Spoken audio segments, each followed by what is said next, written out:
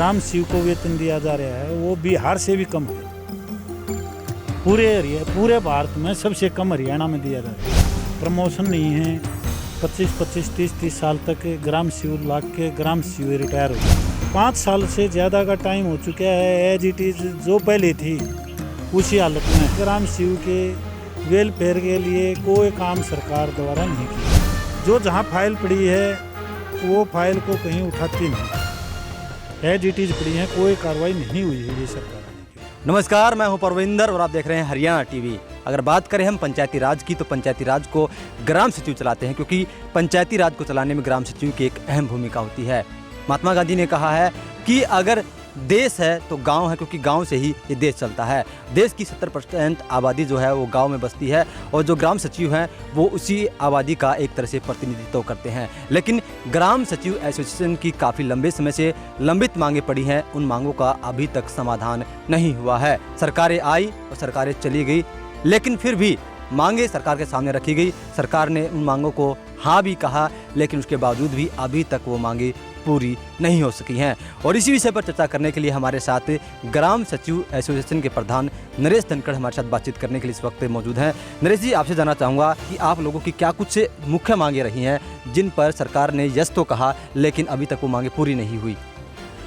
हमारी काफ़ी लंबे समय से एसोसिएशन की मांगे हैं जो हमने बार बार सरकार के सामने रखी, जिसमें मूल रूप से एक ग्राम सचिव को वाहन भत्ते के रूप में पिछले जब से हरियाणा बना है, जब से 20 रुपये, मात्र 20 रुपये दिए जा रहे हैं। और सरकार के साथ कई बार सहमति बन ली। पहले 2500 रुपये बनी थी, उसके बाद कहने लगे ये ज़्यादा है। 1 लीटर तेल का हिसाब लगा के 20 दिन का वो 2000 रुपये हमारी सहमति बनी। मुख्यमंत्री से अनुमोदित हो चुकी है, अभी वित्त विभाग में पेंडिंग पड़ी है पिछले 1.5-2 साल से। एक ग्रेड पे का मामला है। ग्राम सचिव से काम तो लेने के लिए काम तो अकाउंटेंट का भी, प्रशासक अधिकारी का भी सारे काम करवाते होते हैं, और वेतन देने के नाम पर क्लर्क से भी कम है। इवन हरियाणा में जो ग्राम सचिव को वेतन दिया जा रहा है वो बिहार से भी कम है। पूरे भारत में सबसे कम हरियाणा में दिया जा रहा है। ये हमारी मेन 2 मांगे हैं फिलहाल। बाकी प्रमोशन नहीं है। 25-25, 30-30 साल तक ग्राम सीयू लाग के ग्राम सीयू रिटायर हो जाए। काफ़ी कम प्रमोशन के चांस हैं। 2237 पोस्ट के अगेंस्ट सिर्फ 63 पोस्ट प्रमोशन की हैं।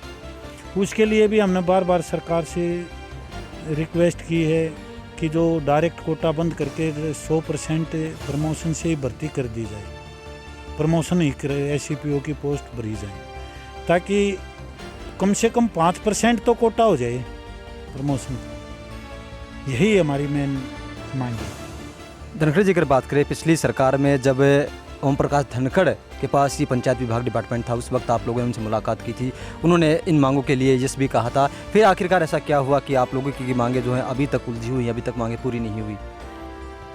ये पीछे ओम प्रकाश धनखड़ जी थे पंचायत मंत्री, तो 6 मार्च 2016 को हमने एक राज्य स्तरीय सम्मेलन किया था।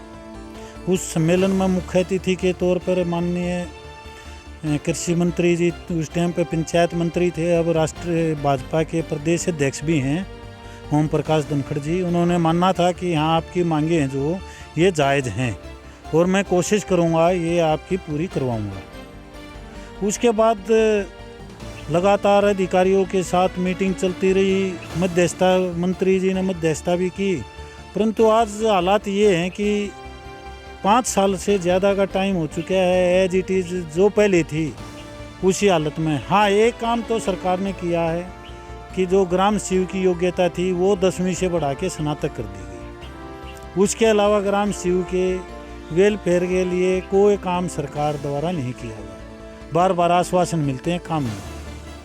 सरकार ने आप लोगों की पदोन्नति, पोस्ट बढ़ाने की भी मांग स्वीकार की थी, वाहन भत्ते को बढ़ाने की मांग स्वीकार की थी।